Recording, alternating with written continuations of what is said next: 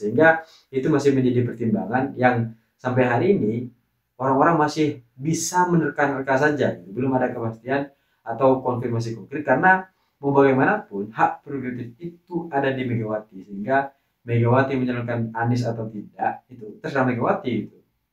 Maka sampai hari ini tidak ada bocoran apa-apa. Anies gak masuk perhitungan nih gitu.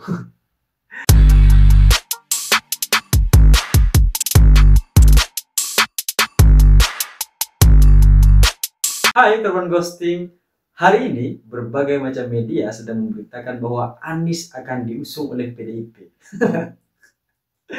Mungkin pendengaran tentang bahwa Anies akan diusung oleh PDIP ini memang sangat-sangat lucu dan mungkin cukup aneh dari berbagai macam orang ya. Karena selama ini kita tahu bersama bahwa Anies dan PDIP sebenarnya pernah punya hubungan di masa lalu ketika dia jadi jubir Jokowi, kemudian juga dia pernah jadi menteri Jokowi gitu. Tapi hubungan itu berubah dan hilang ketika Anies mencalonkan diri sebagai gubernur DKI Jakarta setelah dia direshuffle oleh Jokowi.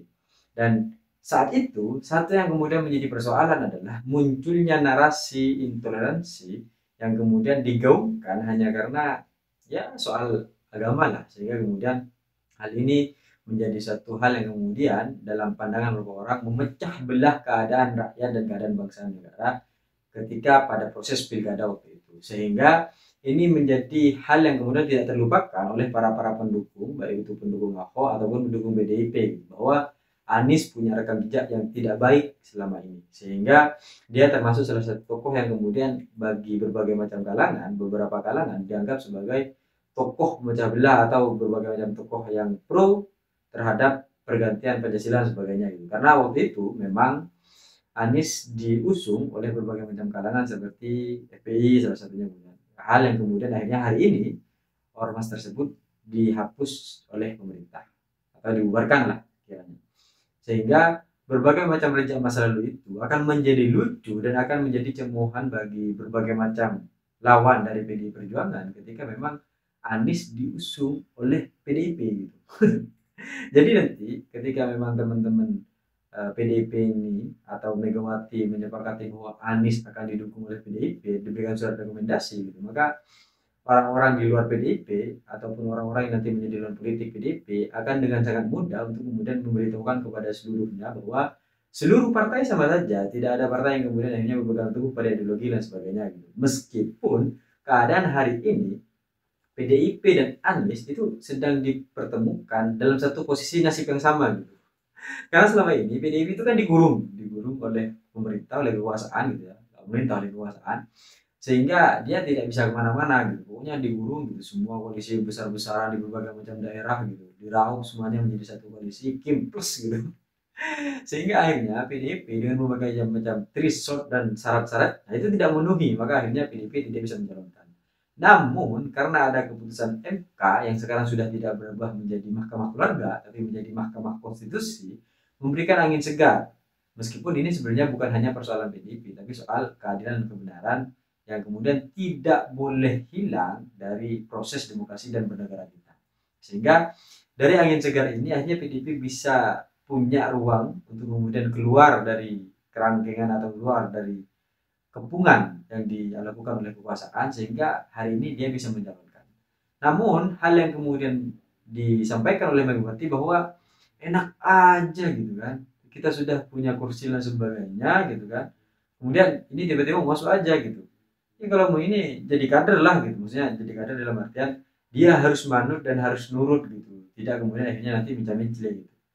Dan berbagai macam orang juga menanggapi bahwa kalau yang selama ini sudah pernah jadi kader tiba-tiba juga mengkhianati, bagaimana orang yang kemudian baru masuk hanya untuk kepentingan politiknya misalnya.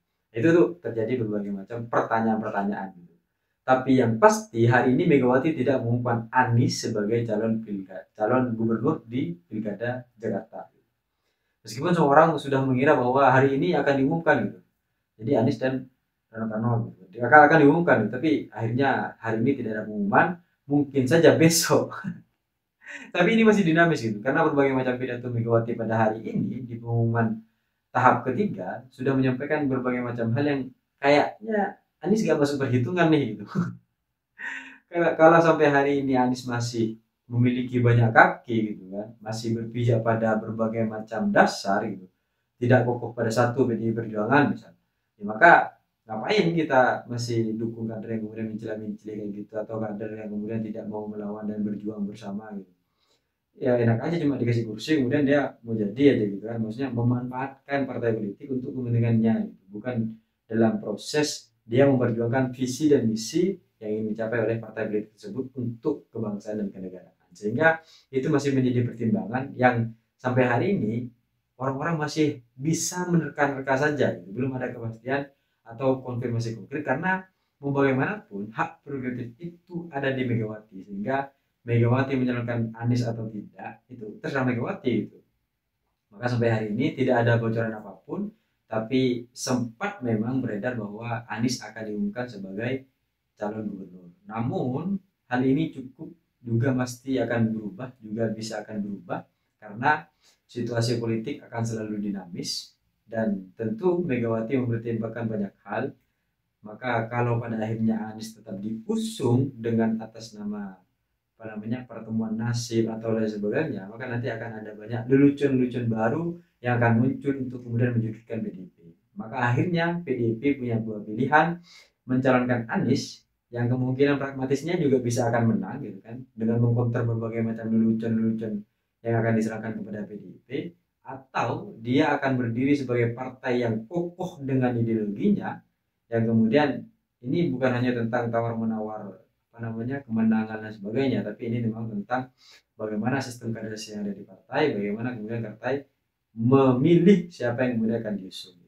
Dan meskipun ketika Anies nanti yang diusung, tentu proses internal partai itu tidak langsung kemudian jadi seperti surat rekomendasi diberikan kepada Gibran misalnya, tapi juga ada berbagai macam persamaan persepsi antara ideologi dan bagaimana kemudian si Anies ini menyampaikan atau melaksanakan berbagai macam visi yang telah diberikan oleh partai politik, sehingga dia dicalonkan oleh PDIP Perjuangan, tapi dia juga menjalankan visi dan misi yang menjadi cita-cita dari PDIP tersebut untuk Indonesia. Maka pilihan PDIP ada dua, yang kemudian ini besok akan ditentukan oleh Megawati Soekarno Putri, apakah Anies akan maju melalui PDIP atau Anies memang tidak akan maju sama sekali sehingga PDIP fokus pada kadernya. Maka siapapun yang nanti akan diusung oleh PDIP, meskipun para Ahokers, para pendukung Ahok sudah menyatakan bahwa siapa yang didukung oleh keputusan Megawati akan didukung sebelumnya oleh pendukung-pendukung Ahok. Meskipun sudah ada pernyataan tersebut, kita lihat saja besok siapa yang kemudian akan didukung oleh dan dicalonkan dan diberikan surat rekomendasi oleh PDI Perjuangan di Pilkada Jakarta. Karena besok selain PDI Perjuangan memberikan surat rekomendasi kepada siapa calon di Jakarta, PDIP juga mungkin akan memberikan surat rekomendasi siapa calon gubernur di Jawa Timur. Nah, sampai hari ini kita tidak pernah dengar kabar terkait 21 nama kasus korupsi dana hibah di Jawa Timur, yang salah satunya adalah Viva. Nggak tahu nih Viva jadi maju atau enggak, atau sudah di backing oleh Prabowo misalnya. Saya bercita-cita ingin seperti Gibran, tapi saya sadar diri dan sadar posisi. See you, kawan Gusti.